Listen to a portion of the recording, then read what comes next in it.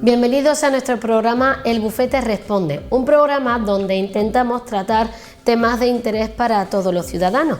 En el día de hoy el tema a tratar se titula Delitos contra los derechos y deberes familiares y como siempre nos ayuda nuestro abogado Miguel Ángel Muñoz. Bienvenido, Miguel Ángel. Muchas gracias, Rocío. ¿Cómo estás? Muy bien, encantado de estar aquí un día más con todos vosotros.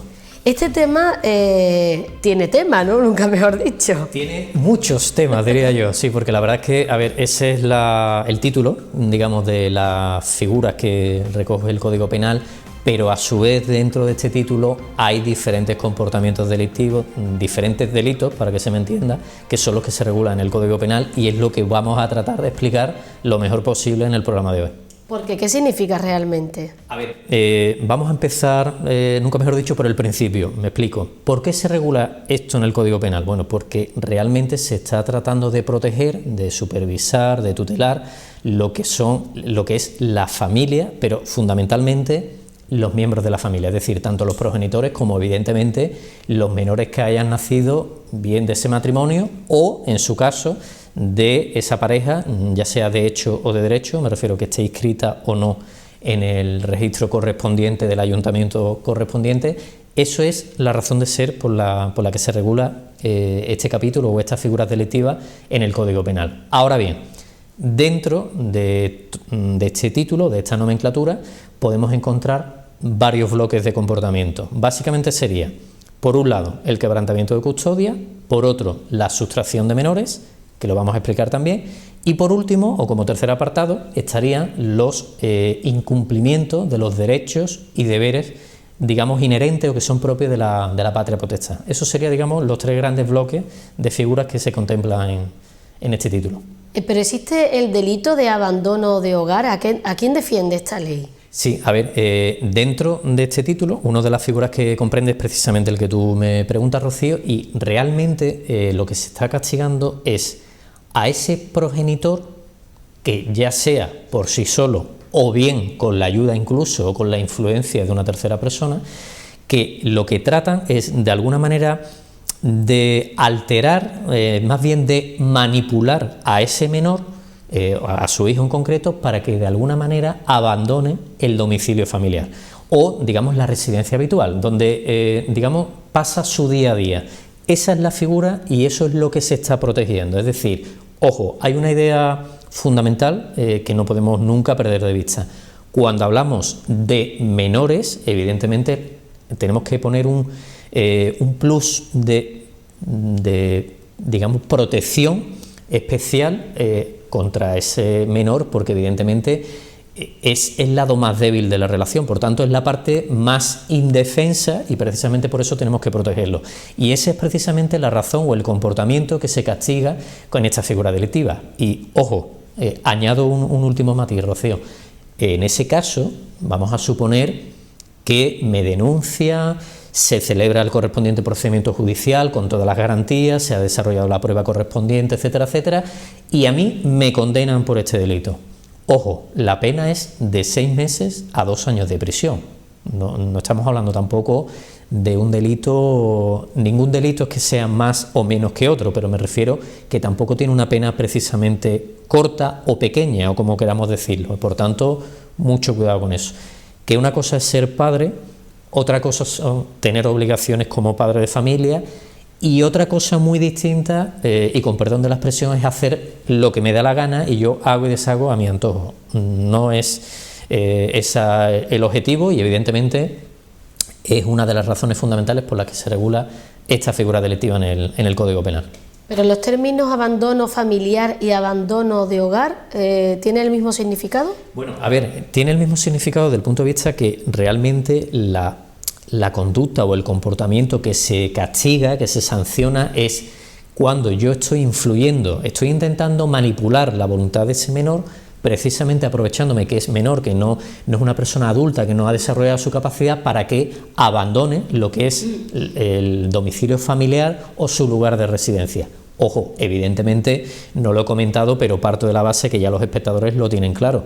Sin el permiso, sin el consentimiento, evidentemente, del otro progenitor, evidentemente. Es decir, si lo ha hecho el hombre, pues evidentemente seguramente la madre a lo mejor ni siquiera tiene conocimiento y, por supuesto, si lo tuviera, estoy casi seguro que se va a negar en rotundo, porque evidentemente tenemos que partir de la base que previamente habrá habido un procedimiento judicial, bien de separación, bien de nulidad o incluso de divorcio, donde se habrá dictado la correspondiente sentencia y se habrá aprobado también el famosísimo convenio regulador, que habrá establecido cómo queda regulado ese marco a partir del cual se queda perfectamente delimitado la situación del menor, quién tiene la custodia, si él tiene, en el caso que corresponda a uno de ellos, si al padre le corresponde el régimen de visita, cuál es el régimen de visita, si es el estándar, me refiero al estándar 2 tardes a la semana y fines de semana alternos y vacaciones por mitad, al 50%, y todo lo que sea, digamos, que afecte directa o indirectamente al menor. La cuantía de la pensión de alimentos, si ha habido o no se ha establecido una pensión compensatoria, etcétera, etcétera, etcétera. ¿Cuál es el domicilio familiar? ¿A quién le corresponde el uso? Con lo cual, todo eso es lo que se regula, pero evidentemente, por eso digo, Rocío, que normalmente lo que se trata es de manipular a ese menor para me lo traigo conmigo y por tanto lo saco de su día a día, de su lugar habitual de residencia, y precisamente es lo que se está castigando en el Código Penal.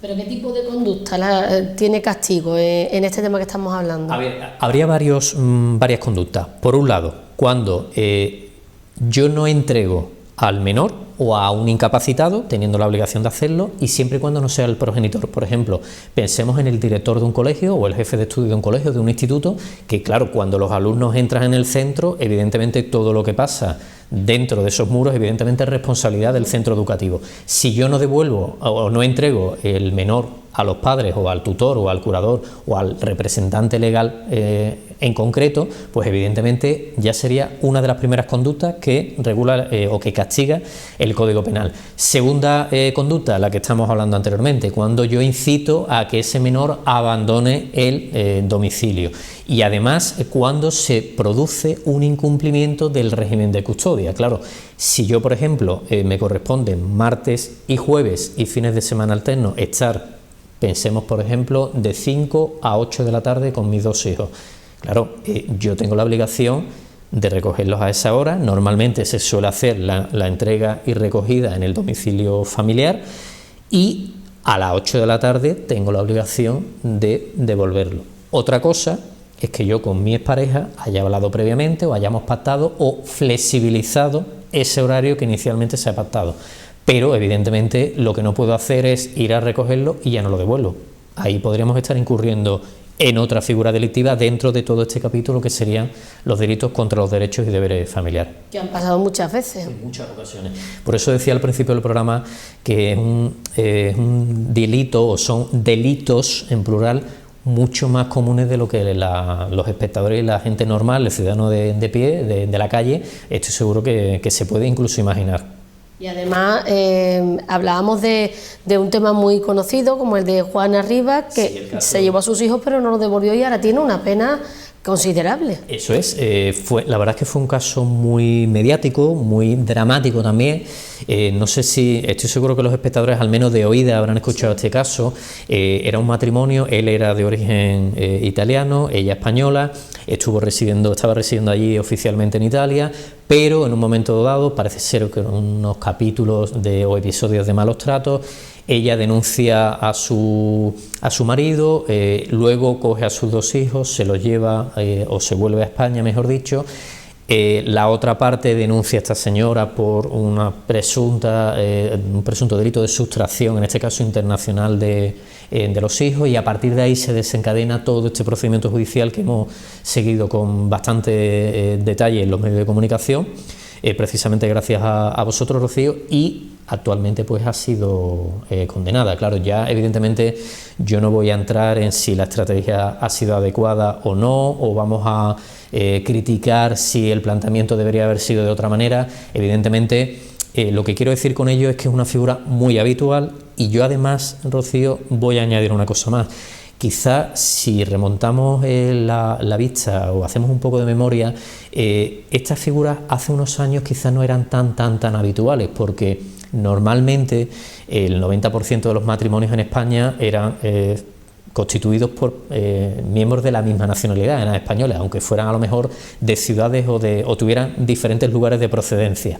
Pero claro, hoy en día la vida cambia, todo evoluciona, es muy habitual, me tengo que ir fuera a trabajar, a lo mejor mi pareja es de origen extranjero, se está cada vez ese interculturalismo o multiculturalismo está haciendo matrimonios muy diversos y se están planteando cada vez más problemas de este tipo. Empiezan las disputas o la ruptura sentimental y entramos en el segundo capítulo.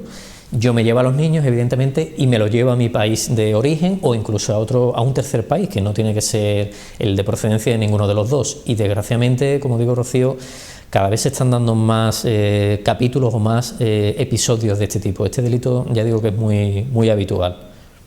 Miguel Ángel, ¿y cuánto tiempo tiene que pasar para que se considere abandono de hogar?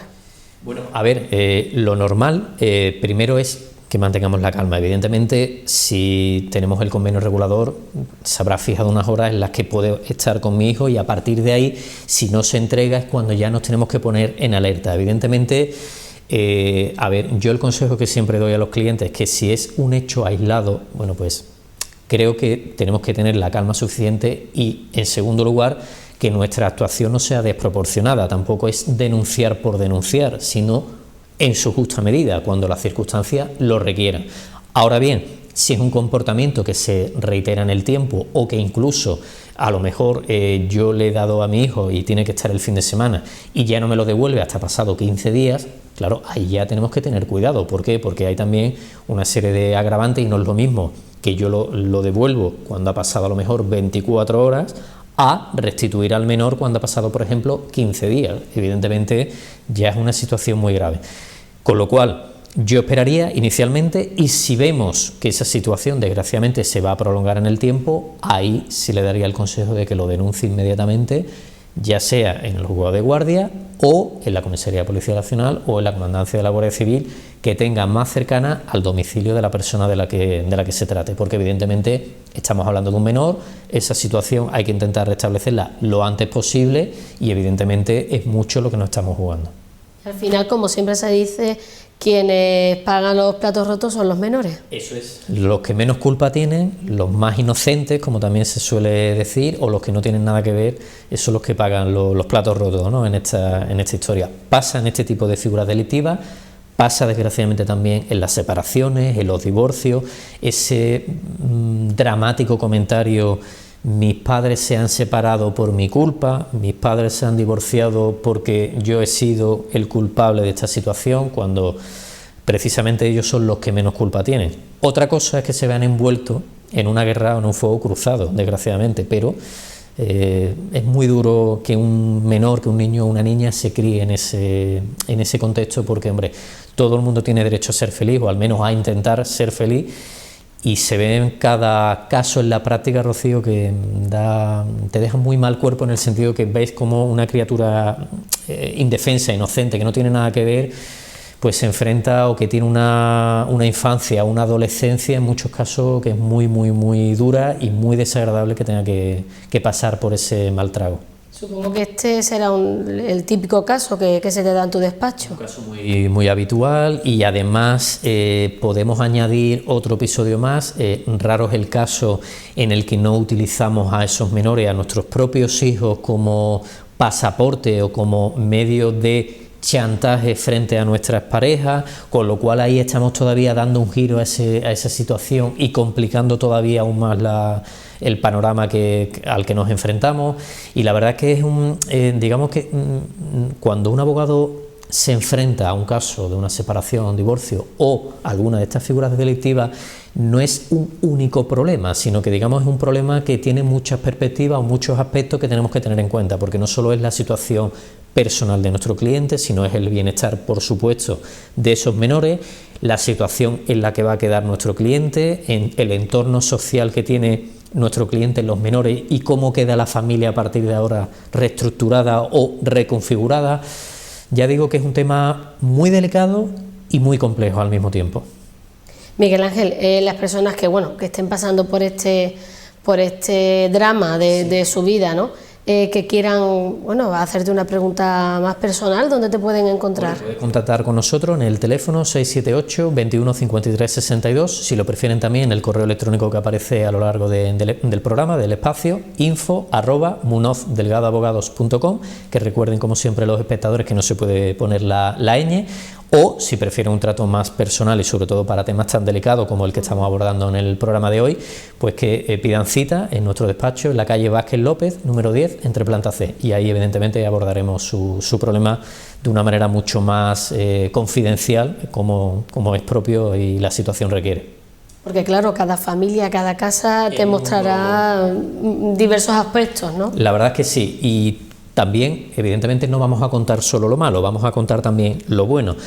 A mí, personalmente, como abogado, ya sea en casos sobre todo en los casos de separación, de divorcio, que todo el mundo tenemos un poco ese cliché o esa idea preconcebida de que todo el mundo se tira los trastos o los muebles literalmente a la cabeza, también, afortunadamente me llegan clientes que son justamente lo contrario, que son personas muy civilizadas, que tienen claro que entre ellos hay un problema, pero que más allá de su problema eso no le puede afectar a los menores. Desgraciadamente, la mayoría de los casos a los que yo me enfrento, Rocío, siempre hay menores de por medio, 1, 2, 3, depende de la familia, si es familia incluso numerosa, pero cuando ves a clientes que quieren o que ante todo te dicen, Miguel Ángel, por favor, que esto afecte lo menos posible a los hijos, bueno, pues ya creo que vamos entrando con un buen pie o es un buen comienzo para esta historia, y sobre todo si llegamos a un acuerdo y esa separación o ese divorcio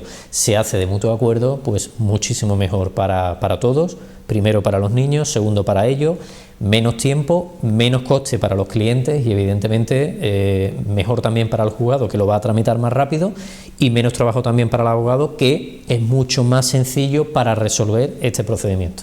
Con lo cual, se te habrá dado el caso, Miguel Ángel, de verte en medio, ¿no?, de la pareja y no saber qué hacer, ¿no? Totalmente. Incluso me ha pasado también el típico caso en el que me ha venido un matrimonio que se quiere separar o divorciar, en el que a lo mejor tengo cierto contacto, cierta amistad personal con los dos. Incluso yo he llegado al caso, Rocío, de decir, bueno, me vais a perdonar, pero yo me aparto de este caso, os derivo si queréis a un compañero o buscáis el asesoramiento que vosotros consideréis más oportuno, porque yo también personalmente, digamos que en cierta medida, digamos que me he visto implicado también en ese asunto, y para ser neutral, pues evidentemente he preferido apartarme y que sea otro compañero o otra compañera quien lo lleve.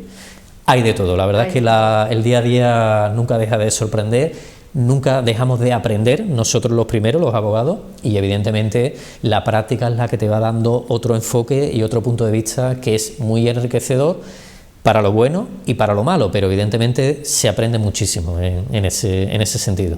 Pues sí, un tema con el que nos podríamos llevar horas, el tema delitos contra los derechos y deberes familiares, así lo anunciamos en el programa de la pasada semana, y nuestros seguidores pues han hecho sus respectivas preguntas a nuestro abogado Miguel Ángel Muñoz. Comenzamos, si te parece. Nuestro amigo Raúl dice: hola, soy Raúl y tengo una hija con mi exmujer a la que le paso una pensión de alimentos de 250 euros al mes.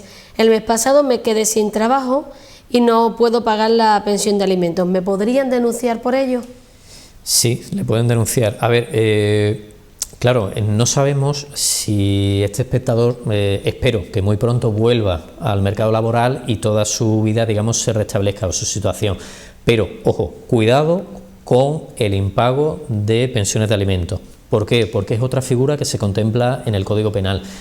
Pero voy a hacer varias matizaciones. Primero, no solamente es la pensión de alimentos, es el Código Penal dice expresamente cualquier prestación económica que se establezca o bien en favor de los menores o bien en favor del cónyuge, es decir, la pensión de alimentos, la pensión compensatoria, si es que se ha establecido, con lo cual, si nosotros no pagamos y no cumplimos con nuestra obligación como padre de familia, podemos vernos en la desagradable situación que nos puedan denunciar por este hecho. Expresamente o concretamente el Código Penal dice el impago de 2 meses consecutivos o 4 meses de forma no consecutiva, con lo cual Y si me lo permite, Rocío, primer consejo que yo siempre lo doy, y los clientes que me conocen saben perfectamente de lo que estoy hablando. Siempre es mejor pagar lo que buenamente podamos a no pagar absolutamente ni un céntimo. Cuidado con eso. ¿Por qué? Porque cada vez la situación se va a ir complicando.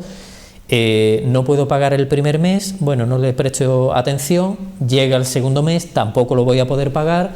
Cuidado, porque empezamos a entrar ya en un círculo vicioso, en un bucle que cada vez va, digamos, la pelota cada vez va a ser más gorda y podemos tener muchísimos problemas. Con lo cual, a este espectador yo le daría dos consejos. Primero, si no puede pagarlo todo, creo recordar que has dicho, Rocío, 250 euros al mes, que pague lo que buenamente pueda. Segundo, que se asesore. Y tercero, si es necesario, que se plantee, si desgraciadamente esa situación pues se alarga en el tiempo, a lo mejor la solución es plantear una modificación de medida para pedir, no sé si solamente eso o únicamente ese punto, reducir la cuantía de la pensión de alimentos, pero que en ningún momento deje de pagar, porque independientemente de su situación personal y laboral y económica, sus obligaciones como padre de familia son obligaciones, y su propio nombre lo indica, es decir, nosotros no las elegimos, tenemos que cumplir, y si no podemos cumplir al 100%, que es lo ideal y lo que se debe hacer, pues al menos intentar cumplir todo lo posible, o incluso contactar con la parte contraria a ver si podemos hacer una especie de calendario de pago, flexibilizar de alguna manera, siempre y cuando lo permita evidentemente la parte contraria. Ya ahí es un acuerdo, un pacto que no sabemos si la parte contraria pues estaría no dispuesta a negociar o a llegar a ese acuerdo puntual. Bueno, le decimos a Raúl que se asesore, principalmente. Sobre todo que se asesore, evidentemente, y que nunca deje de pagar. Sí, aunque sea lo poquito que pueda, Raúl, pero... Eso es. Pero la verdad que yo creo que resulta complicado, ¿no? El rehacer tu vida, tener que pagar parte de la hipoteca que tengas con tu pareja, además la alimentación a tus hijos, pero además tú tienes que seguir viviendo. Claro, por eso yo, Rocío, decía que es un problema multidisciplinar, porque claro, la mayoría de los casos con los que yo me enfrento es, primero, lo voy a poner desde el punto de vista del hombre primero. Yo me tengo que ir de mi casa, tengo que irme o bien comprarme otra vivienda, son pocos los casos en los que se hace, o bien me busco una vivienda de alquiler, ya tengo que pagar X renta cada mes. A esto le tengo que sumar la pensión de alimentos de mis hijos y la compensatoria a lo mejor que se haya fijado durante un tiempo. Claro, la situación es muy complicada. Si le damos la vuelta y nos ponemos desde el punto de vista de ella, vamos a suponer que ella tenga el derecho de uso de la vivienda y la custodia de los hijos nacidos en esa relación o en ese matrimonio. Bien, tiene esa capacidad económica, pero tampoco puede vivir exclusivamente de esa cantidad que percibe. Por tanto, yo me tendré que, si no he trabajado nunca, hay que intentar acceder al mercado laboral. Y si estoy trabajando, pues intentar mejorar las condiciones, porque claro, ahora ya la capacidad no es la misma, o no entra el mismo dinero en mi casa, como se suele decir vulgarmente, que entraba antes, con lo cual ya digo, Rocío, que es un problema son casos muy bonitos, pero desde un punto de vista jurídico me refiero, pero muy complejos y muchas veces difíciles de resolver hasta que no llegamos a una cierta normalidad y que ya nuestro cliente, bueno, pues vuelve un poco a la calma, ¿no? Vamos a llamarlo así. A respirar, como puede, respirar, tanto uno como otro. Correcto. Carmen decía, necesito que me asesoren dado que mi exnovio se ha llevado a mi hijo a vivir con él a Cáceres sin mi permiso, pero yo estoy trabajando en Rociana y no sé qué puedo hacer desde aquí. Bueno, yo lo primero que intentaría antes que nada es hablar con la otra parte, con su expareja o con su exmarido, no detalla si estaban casados o no, y a ver si se puede llegar a una solución. Lo digo porque en muchas ocasiones, cuando ya cada uno de los progenitores se establece su residencia en provincias diferentes, lo ideal en muchas ocasiones es buscar un término medio. Entonces vamos a intentar primero por las buenas resolver el problema. En segundo lugar, o en paralelo a este primer consejo, yo le diría que se asesore, se busque un abogado y le plantee el problema que tiene para ver cómo lo podemos solucionar. También una posible solución puede ser una modificación de medidas, pero en este caso para cambiar el punto de encuentro. Es más, yo, si me lo permite, Rocío, es un caso bastante curioso. Recuerdo hace unos años donde yo iba en este caso por ella y se nos planteó el problema similar al que tú apuntabas, es decir, su antigua pareja por temas laborales, profesionales, se tuvo que ir de Huelva y se instaló en un pueblo de Sevilla, concretamente en Écija, con lo cual, ¿qué pasó? Claro, ella vivía aquí, él vivía en Écija, ya evidentemente no puedo ir cada tarde a recoger a mis hijos, estar X horas y después devolverlos.